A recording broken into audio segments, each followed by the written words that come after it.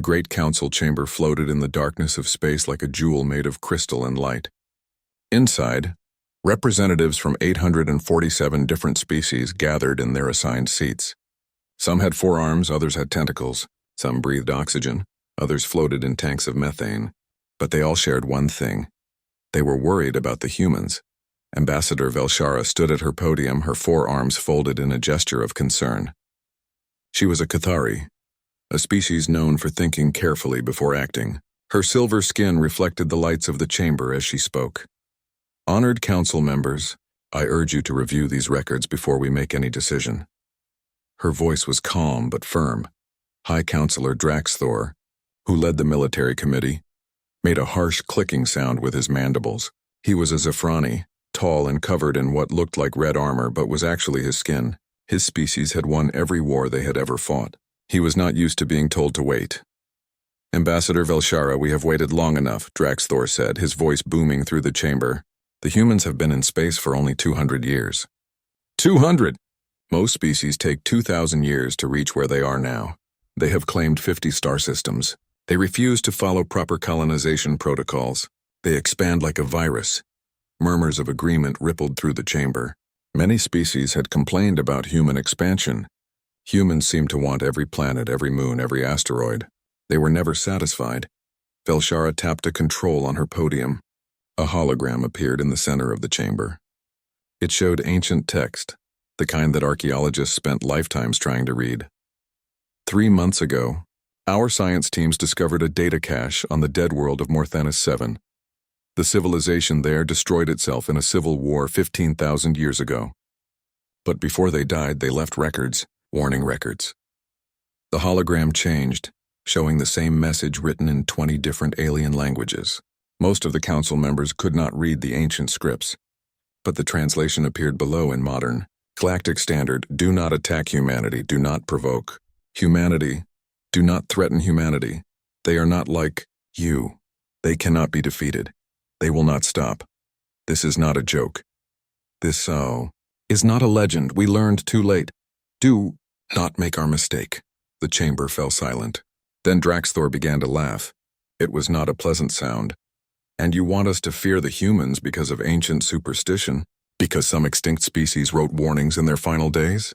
He looked around the chamber. I have reviewed human military capabilities. They have 300 warships. We have 20,000. They have soldiers who have never fought a real war. We have fought and won 100 wars. They are children playing with weapons they barely understand. But the warning, Velshara started, the warning is from a dead civilization that probably never even met humans. Draxthor interrupted. The word humanity in ancient languages can mean many things. It might refer to any bipedal species. It might be a translation error. It means nothing. Another council member stood. This one was a Palaxian, a species that looked like floating crystals. I agree with the High Counselor. We have received 37 formal complaints about human expansion. They have ignored 14 requests to slow their colonization. They have refused to join the Galactic Council despite 5 invitations. They act as if they are above our laws. Because they do not understand our laws yet, Velshara argued. They are young. Give them time to learn. Time? Draxthor slammed a fist on his podium. While we give them time, they take more worlds. Worlds that other species have claimed. Worlds that we need? No. The time for patience is over. We must act now, while they are still weak. In the highest seats of the chamber, 3 figures sat in silence. They were called the Archivists, ancient artificial intelligences that maintained the Galactic Historical Database. They rarely spoke.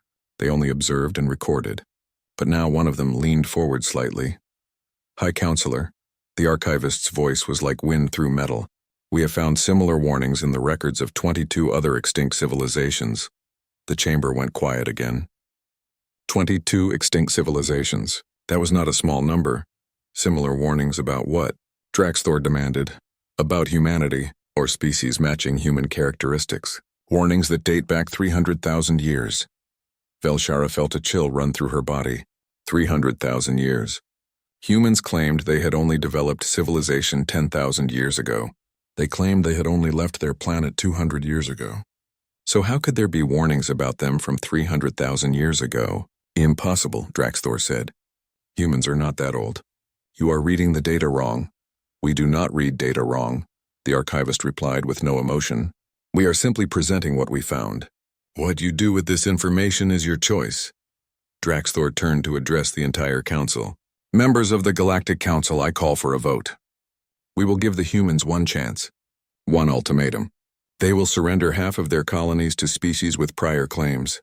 They will submit to council authority. They will agree to stop expansion for the next 500 years. If they refuse, we will take military action to enforce compliance. This is not a war. This is a police action against a species that refuses to follow the law. High Counselor, please, Velshara begged. At least send a research team to investigate these warnings. Give us 6 months to understand what they mean. 6 months during which humans will claim 6 more systems. No, we vote now. The voting display appeared. Each council member had 3 choices: yes, no, or abstain. The votes came in quickly. Most species voted yes. They were tired of human expansion. They were tired of human arrogance. They wanted the humans to be put in their place. When the votes were counted, 731 species voted yes. 116 voted no. The archivists abstained. The vote is passed, Draxthor announced with satisfaction in his voice. Prepare the ultimatum. The humans have 10 standard days to respond.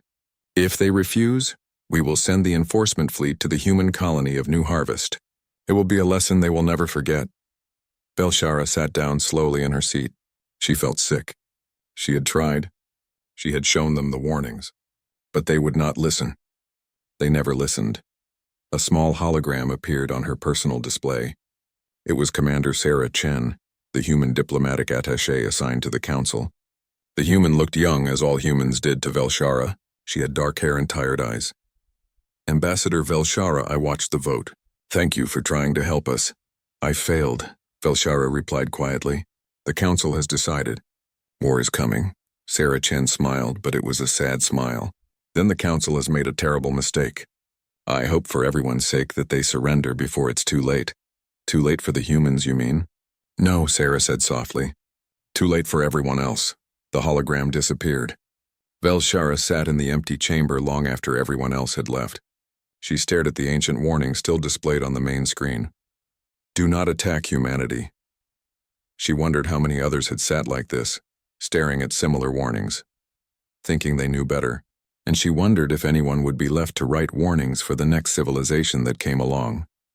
Outside the chamber, in the depths of space, the archivists transmitted an encrypted message to their central database.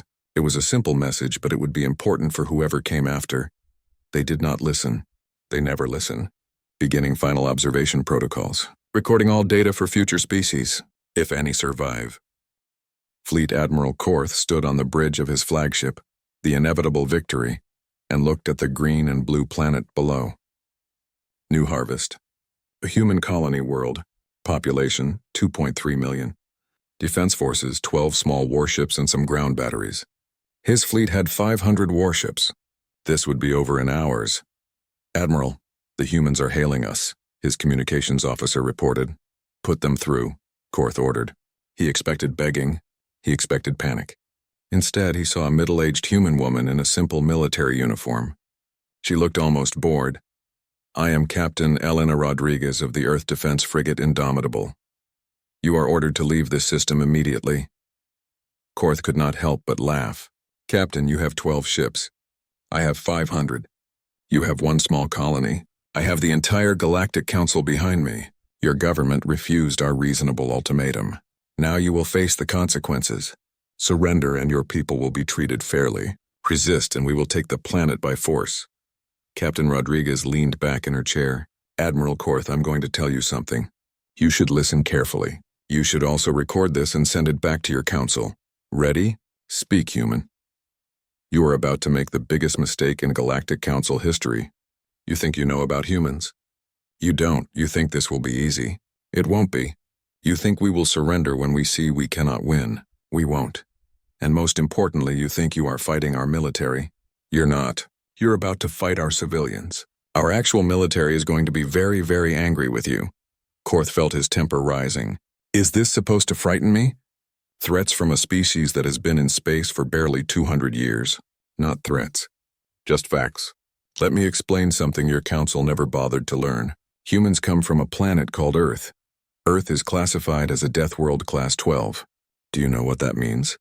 I know that your planet is slightly more dangerous than average. So what's slightly more dangerous?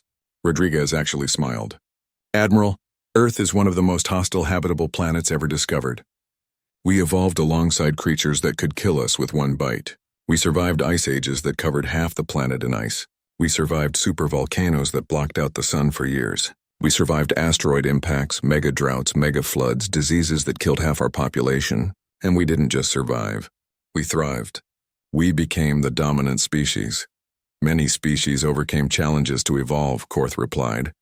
Though he felt slightly less confident. He had reviewed human biology. It was unusual. They healed remarkably fast. They could run for incredible distances. They could survive in environments that would kill most species, but surely that did not matter in space combat. Admiral, your species evolved on a garden world. Paradise planets, we call them. Light gravity, perfect temperature, plenty of food, no major predators. The Zafrani never had to fight to survive. You developed intelligence because you had time to think. We developed intelligence because we needed to outsmart things trying to eat us. Do you understand the difference? I understand that you are stalling. Last chance, Captain. Surrender or be destroyed, Rodriguez sighed. Okay, we tried to warn you. Indomitable will engage your fleet. 1 ship against 500? You are insane. No, Admiral. We're human. There's a difference. The human ship broke formation and accelerated directly toward his fleet. Korth gave the order to fire. 20 ships targeted the tiny human frigate. Weapons fire lit up space. The human ship's shields collapsed almost immediately. Armor melted. Atmosphere vented from a dozen breaches. But the ship kept coming. Why aren't they ejecting? His tactical officer asked, confusion in his voice. Their life support is failing. They're all going to die. Some kind of malfunction, Korth suggested. Then the human ship rammed directly into one of his destroyers. Both ships exploded in a ball of fire. The explosion damaged 2 more ships nearby. The bridge was silent. No one had ever seen anything like that. Ships did not ram each other. Crews ejected when their ship was doomed. That was basic survival instinct. But the humans had aimed their dying ship like a weapon. Admiral, his sensor officer said quietly, the remaining human ships are charging our lines. All 11 remaining human warships accelerated toward his fleet. Korth gave the order to destroy them. It was easy, too easy. Each human ship was destroyed within minutes. But each one either rammed a council ship or got close enough that their reactor explosion damaged nearby vessels. In 10 minutes, the entire human fleet was gone. But Korth had lost 18 ships. Commence landing operations, Korth ordered. Take the planet. Show them what happens when they resist. 30,000 council troops landed on New Harvest. They were professional soldiers, well-trained and well-equipped. The human colony had maybe 5,000 security personnel. The rest were farmers, teachers, engineers, and families. This would be easy. It was not easy. The first landing zone came under immediate attack, but not from soldiers. From civilians. A human farmer drove a tractor loaded with homemade explosives into a council position. The explosion killed 15 soldiers. A human teacher shot at them from a schoolhouse window until she ran out of ammunition, then threw furniture at them. Human children set traps using mining equipment, and they did not stop when they were wounded. A council soldier shot a human man 3 times in the chest. The man fell down. The soldier moved past him. The human got back up and stabbed the soldier in the back with a farming tool, then collapsed and died. How are they still fighting? One of Korth's commanders asked over the radio. We've shot them multiple times. They should be dead, but they keep moving. Korth checked the biological data on humans. Their bodies released chemicals called adrenaline when threatened. It let them ignore pain and keep fighting even with injuries that would kill most species immediately. It was a survival mechanism from their deadly planet. Use heavier weapons, Korth ordered. Target anything that moves. The battle for New Harvest lasted 3 days. In the end, the council won. The colony surrendered, but Korth had lost 570 soldiers. He had expected to lose maybe 50. His ships had to bombard 7 areas from orbit because the human civilians would not stop fighting. Korth went down to the surface to survey the captured colony. The main settlement was mostly destroyed. Bodies lay everywhere, both council and human. A medical station had been set up for the survivors. Korth walked through it, looking at the captured humans. They stared at him with hate in their eyes. Pure hate, even the wounded ones, even the children. They did not look defeated. They looked like they were waiting for another chance to fight. An old human man lay on a medical bed. He had lost an arm and had severe burns. He should have been unconscious from pain. Instead, he was awake and smiling. Actually smiling. "You won," the man said to Korth in broken galactic standard. "Congratulations, Admiral. You beat the farmers and the teachers. You beat the children and the old people. You beat the civilians." "Your people should have surrendered," Korth replied. "This destruction was unnecessary." The old man's smile grew wider. Blood stained his teeth. "You think this was bad? You think we fought hard? Admiral, you haven't seen anything yet. You know what the funny part is?" "What?" "We sent a message to Earth the moment you arrived. They know what you did here. They know you killed civilians. They know you bombed our homes. And now you're going to meet the actual soldiers. The real military. The ones who trained their whole lives for war." The old man started to laugh, then coughed up blood. "You thought we fought hard? We were just civilians trying to protect our families. Wait until you meet the people who want to kill you." Korth felt something he had not felt in a long time. Fear. Real fear. He left the medical station and returned to his ship. His fleet had won, but it did not feel like victory. He had lost 18 ships and 570 soldiers, taking one small colony with minimal defenses. And the humans had not surrendered because they were beaten. They had surrendered because there was literally no one left alive who could fight. As his ship prepared to leave orbit, a message came through. It was on all frequencies, sent from Earth itself. A human man in a black military uniform appeared on the screen. His name was given as General Marcus Webb, Supreme Commander of Earth Defense Forces. The message was short. "To the Galactic Council, you have attacked our colony. You have killed our civilians. You have made an enemy of humanity. We are coming. And we will show you what we learned surviving on the deadliest planet in the galaxy. This is your only warning. Surrender now, or learn why 23 civilizations left warnings about us." The message ended. Korth stood on his bridge looking at the planet below. He had won the battle. But the old man's words echoed in his mind. "You haven't met the soldiers yet." General Marcus Webb stood in the command center, buried 3 kilometers beneath Earth's surface. Around him, hundreds of officers worked at stations, coordinating the largest military mobilization in human history. Above them, on the surface, the planet looked peaceful. But that peace was about to end. "General, all fleets report ready," his second-in-command reported. "We have 800 warships in position. More are being built every day." "Good," Webb said quietly. "How many council worlds border our territory?" 43, sir. Target all of them. I want simultaneous strikes. No warnings. No mercy. They killed our civilians. Now they learn what real war looks like." Across the galaxy, High Counselor Draxthor reviewed the reports from New Harvest. Fleet Admiral Korth had won, but the cost troubled him.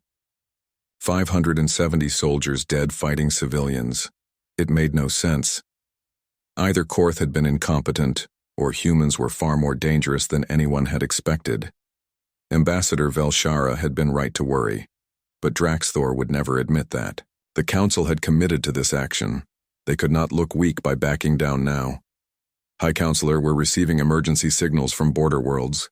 His aide interrupted his thoughts. Multiple Council colonies are under attack. By whom? Pirates? No, sir. Humans. Large human fleets have appeared at 43 different systems simultaneously. They're attacking everything. Orbital stations, planetary defenses, even civilian shipping. Draxthor felt his blood go cold. 43 simultaneous attacks? That required coordination and planning. The humans had prepared this response before the Council even voted. They had known what was coming and had a plan ready. Dispatch defense fleets immediately, and get me Admiral Korth. But the defense fleets found something they did not expect. Human warships were not like Council warships. Council ships were built for show as much as function. They had diplomatic quarters, comfortable crew areas, and followed ancient design traditions. Human warships were built only to kill. They were smaller than Council ships, but faster. Much faster. They carried more weapons relative to their size. and they fought without any sense of honor or fairness. Human ships used tactics that the Council considered dishonorable, attacking from behind, targeting wounded ships, destroying escape pods, refusing to accept surrender. But the worst part was the humans themselves. When Council boarding parties managed to breach human ships, they found that every human fought. Not just the soldiers. The engineers fought. The medical staff fought. The cooks fought. Council soldiers had to kill every single human on a ship to capture it, and even then, the humans often set their reactors to explode, taking the Council boarders with them. "Why won't they surrender?" a Council captain asked after the 10th battle. His ship had won, but half his crew was dead. "We have them trapped. We offer honorable terms, but they just keep fighting until they're all dead." No one had an answer. This was not how war worked. In Council conflicts, ships surrendered when they were clearly beaten. Prisoners were treated well and exchanged after the war. There were rules, traditions. Humans apparently did not care about any of that. In the 3rd week of fighting, something happened that shocked the entire galaxy. A human special forces team infiltrated a Council industrial world called Paxar 7. Council intelligence had thought it was impossible to reach. The humans did it anyway, but they did not destroy factories or kill leaders. Instead, they broke into the planetary data center and uploaded something to the galactic network. Within hours, it had spread to every connected system in Council space. It was the Archivist database, the complete unedited version, the one that the Council had kept classified. Trillions of beings across the galaxy suddenly had access to information that had been hidden for millennia. And in that database, they found the warnings, not just the 23 that Ambassador Velshara had mentioned. Hundreds of warnings from dozens of extinct civilizations. Do not attack humanity. We thought we could control them. We were wrong. They do not stop. They do not forgive. They will follow you across space and time. We killed their homeworld. They killed our species, not quickly, slowly. They hunted every last one of us. And there was more. Archaeological data that the Council had hidden. Evidence of human colonies, scattered across the galaxy, dating back hundreds of thousands of years. Proof that humans or human ancestors had been found by multiple civilizations. And proof of what happened to those civilizations. All of them were extinct. Every single one. Some had fallen to human revenge. Others had fallen to civil wars triggered by contact with humans. Some had simply vanished, their final records filled with terror about the humans that would not die. Dr. James Morrison, a human xenohistorian, appeared on the galactic news networks to explain what the Council had hidden. He looked tired, like he had not slept in days.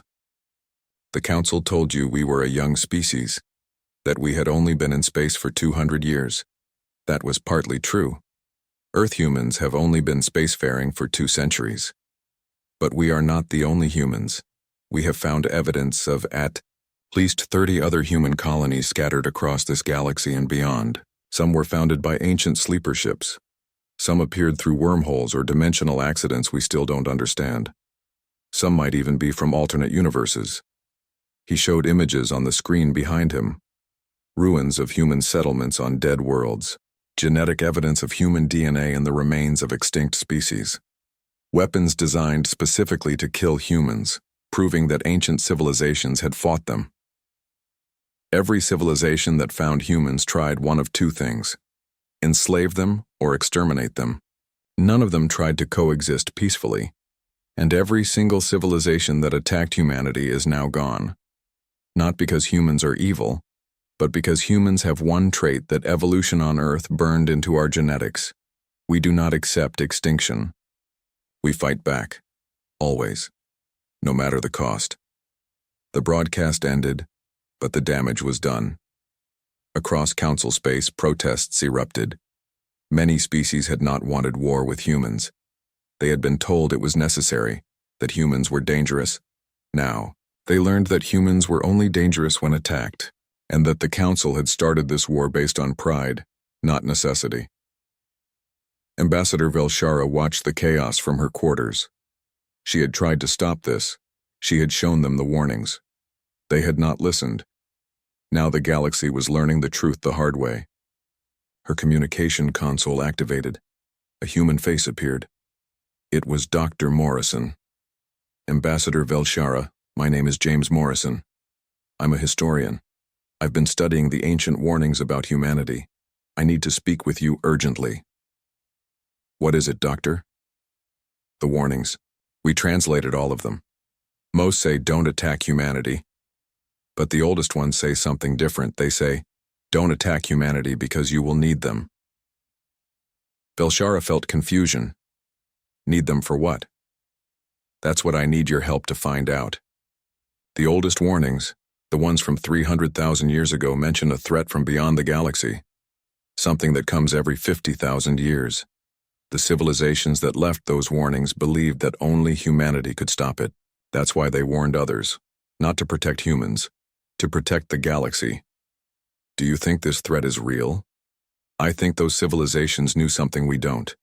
And I think we're running out of time to find out what it was. Velshara looked at the data Morrison had sent. It was incomplete, damaged by age.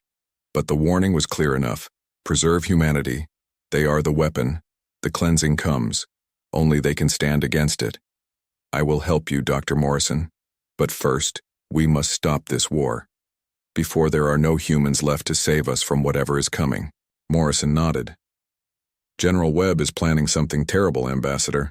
The attacks you've seen so far are just the beginning. If the Council doesn't surrender soon, he's going to do something that cannot be undone. What is he planning? Total war. Real total war. The kind where civilizations don't survive. The Council thinks they understand human warfare. They don't. They've been fighting human military forces following military rules. Webb is about to show them what happens when humans stop following rules. Velshara felt fear deep in her hearts. How much time do we have? Days.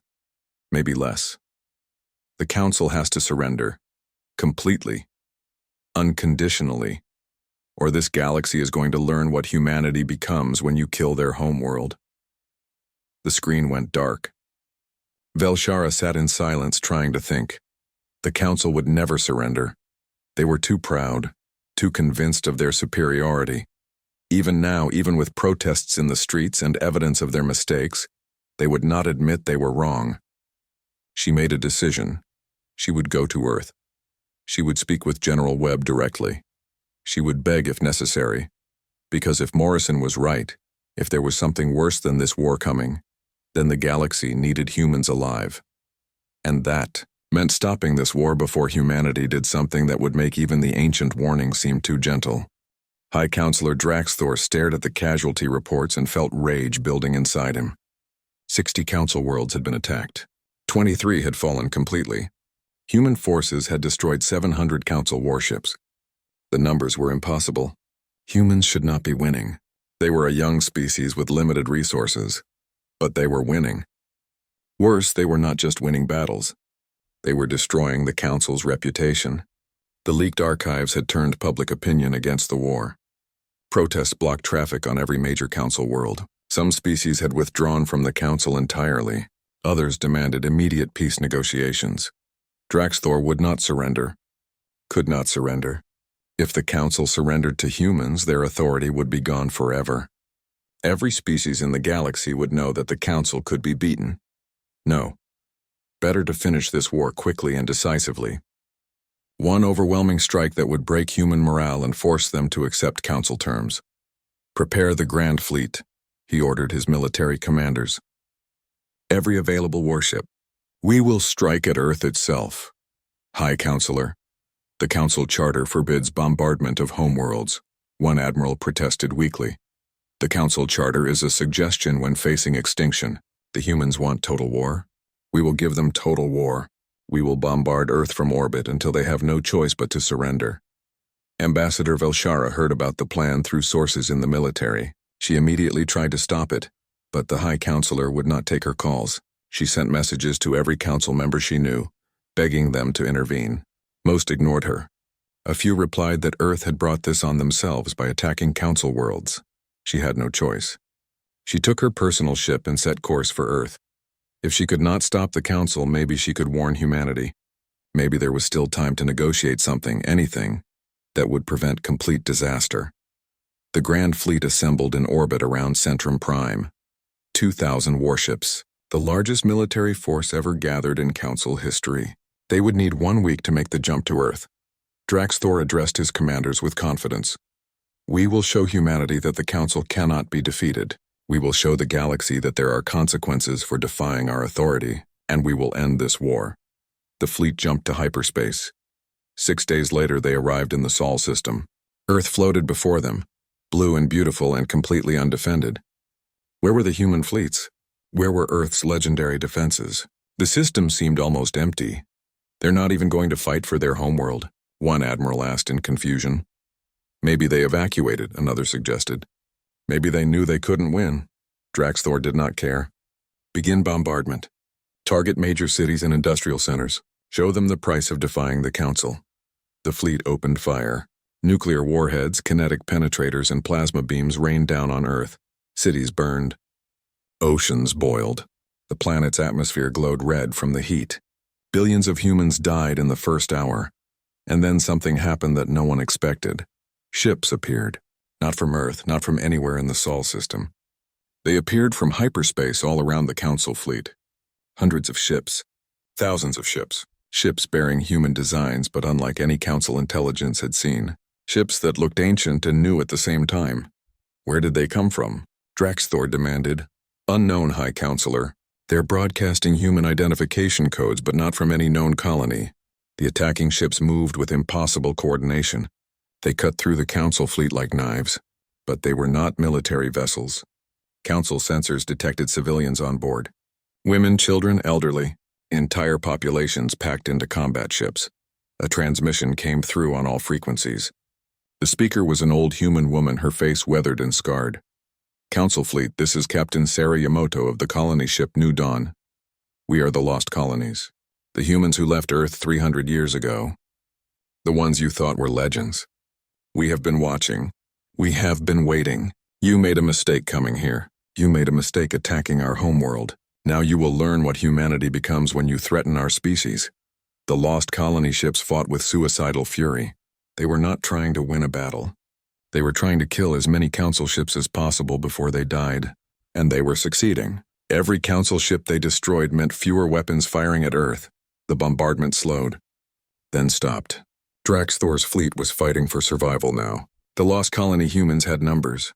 They had surprise. And they had nothing to lose. Retreat, Draxthor finally ordered. Pull back to the edge of the system. The fleet tried to disengage, but the human ships followed. They chased wounded Council vessels and destroyed them. They boarded damaged ships and killed the crews. They showed no mercy because none had been shown to Earth. When the battle ended, Draxthor's Grand Fleet had been reduced to 600 ships. 2/3 of the mightiest military force in galactic history had been destroyed in hours. And Earth, though terribly wounded, still existed. Ambassador Velshara arrived in the Sol system just as the battle ended. She navigated through the debris field, horrified by what she saw. Thousands of destroyed ships, millions of dead. And below, Earth burned. Even from space, she could see the fires covering entire continents. She received permission to land at what remained of Earth's command center. The bunker complex had survived the bombardment by being deep underground. Inside, she found General Marcus Webb. He looked like he had aged a decade in days. His uniform was stained with dust and blood. Ambassador Velshara, he said quietly, you came to witness our destruction? I came to stop the war. I failed. General Webb, I am so sorry. The High Counselor acted against the will of most of the Council. Many of us opposed this attack, but not enough to stop it. How many died down here, Ambassador? We're still counting. Current estimate is 4 billion. 4 billion humans burned alive because your Council decided we didn't follow their rules. Velshara felt sick. 4 billion? It was genocide. There was no other word for it. General, please, you must accept a ceasefire. The Council is in chaos. Draxthor has lost all support. Most species want peace. This can end now. Webb walked to a console and activated a display. It showed a map of Council space with thousands of markers. Do you know what these markers represent, Ambassador? These are autonomous weapon systems. Biological agents. nanotech swarms, antimatter mines, devices we deployed over the last 6 weeks. They're hidden in council space, on your worlds, in your stations, inside your supply chains. Velshara stared at the map in horror. There were thousands of markers, tens of thousands. These weapons are currently inactive, Webb continued. They're waiting for a signal that I control. If I don't send a stand-down code every 72 hours, they activate automatically. And if that happens, they will kill every non-human in council space. You would commit genocide? Billions of innocents? You committed genocide first. Webb's voice rose, filled with pain and rage. You burned our homeworld. You killed our children. And you did it because we didn't bow to your authority. So yes, Ambassador, if I have to choose between human survival and galactic survival, I choose humanity. Every single time, General, please. There must be another way. Webb's hand shook as he gripped the console. There is. Complete and total council surrender. Every species withdraws from our territory. You pay reparations for rebuilding Earth. You hand over everyone responsible for ordering this attack. You give humanity a permanent seat on the council with veto power. And you do all of this in the next 30 days. 30 days? That's how long I can hold my people back. 30 days until the automated systems activate on their own. 30 days until human survivors demand revenge. 30 days until I can't stop this anymore. A communication came through. It was Dr. Morrison, looking frantic. General Webb, Ambassador Velshara, I've decoded more of the ancient warnings. You need to hear this. Morrison's face disappeared, replaced by data. Ancient text scrolled across the screen with translations appearing below. The cleansing comes every 50,000 years. It emerges from the void between galaxies. It consumes all intelligent life. We tried to fight it, we failed. Only one species in galactic history has ever survived a cleansing encounter. The humans. They are immune to its telepathic attacks. They can endure environments it creates. They fight when all others despair. We tried to destroy them. We were fools. Preserve humanity. They are the only weapon that works. The message continued with calculations. The last cleansing had occurred 50,000 years ago. The next one was due in 200 years. Maybe less. 200 years, Morrison said, reappearing on screen. We have 2 centuries to prepare for something that destroys entire civilizations. And we're wasting time fighting each other. Webb and Velshara looked at each other. The anger was still there. The pain was still there. But now there was something else. Understanding. Terrible understanding. The ancient civilizations tried to kill us, Webb said slowly, just like the council did. And it doomed them. Because when the cleansing came, humanity wasn't there to help fight it. That's why the warning said preserve humanity, Velshara added. Not because humans are peaceful, but because they're necessary.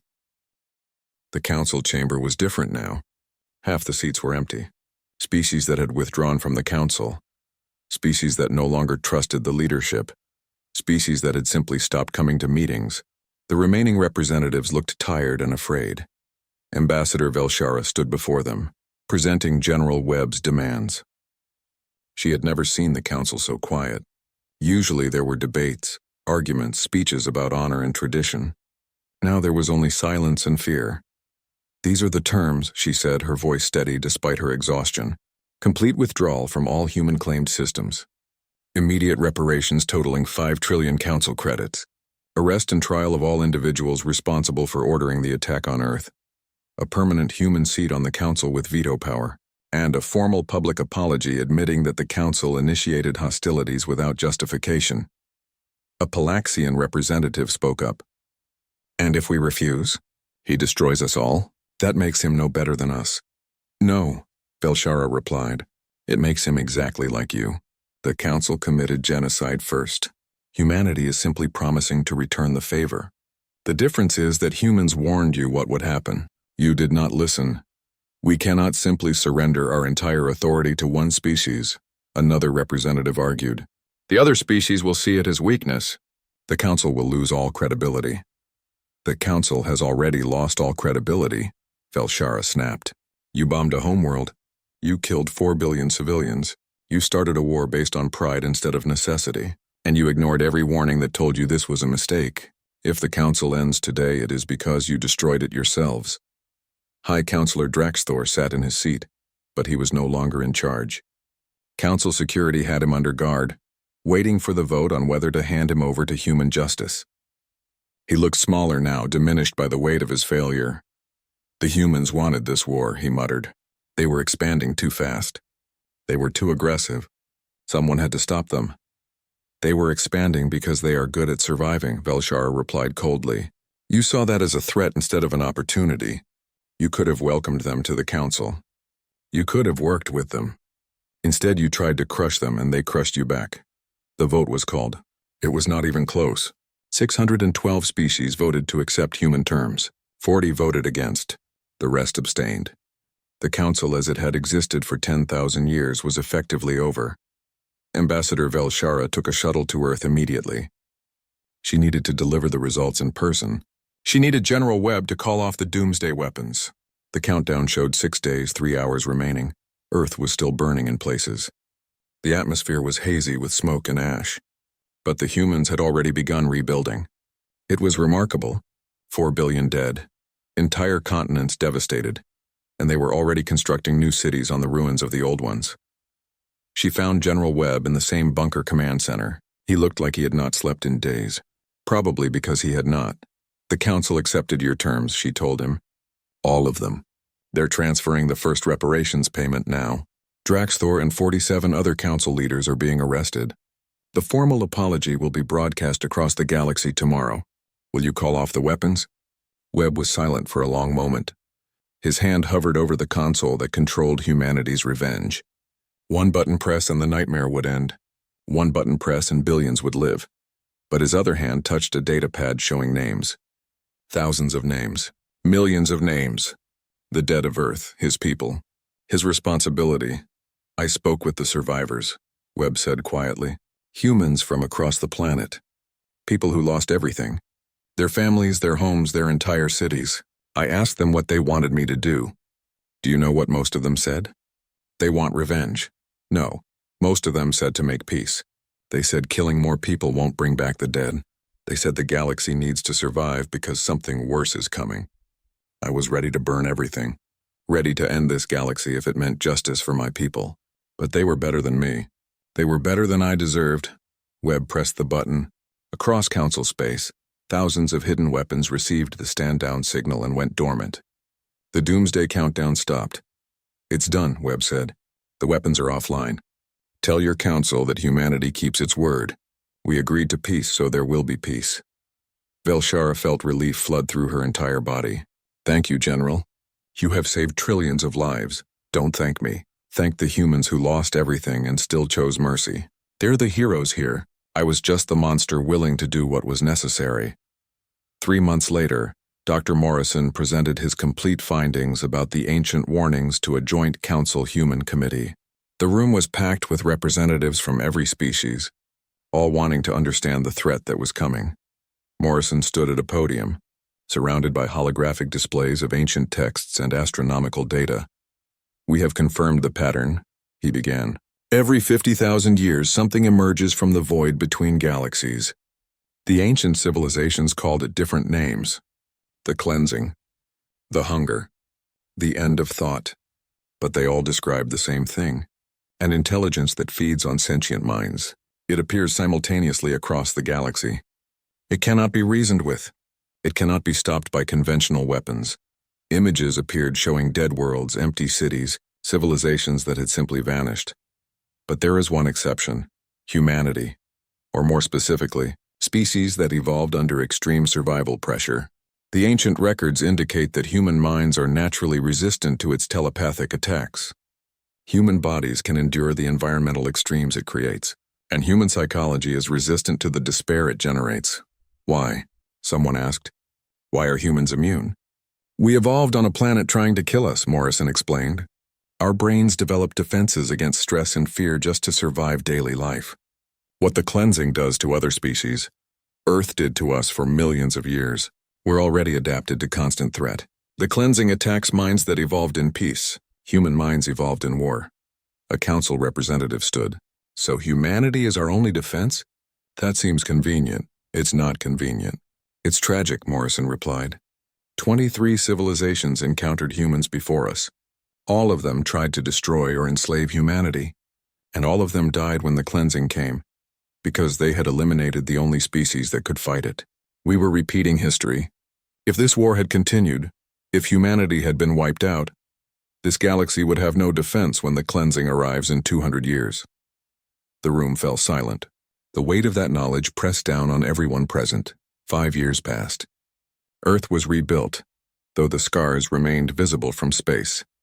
The Council was reorganized with humanity as co-chairs alongside Ambassador Velshara, who had proven herself during the crisis. The relationship between humans and the Council was still difficult, still marked by suspicion and old anger. But it existed. General Webb stood at a memorial on Earth's surface. It was a massive wall of names listing every human who had died in the war. 4 billion names. It would take a person years to read them all. Ambassador Velshara joined him at the memorial. She came often, paying respects to the beings who had died because the Council had not listened. "Do you think they would forgive us?" she asked quietly.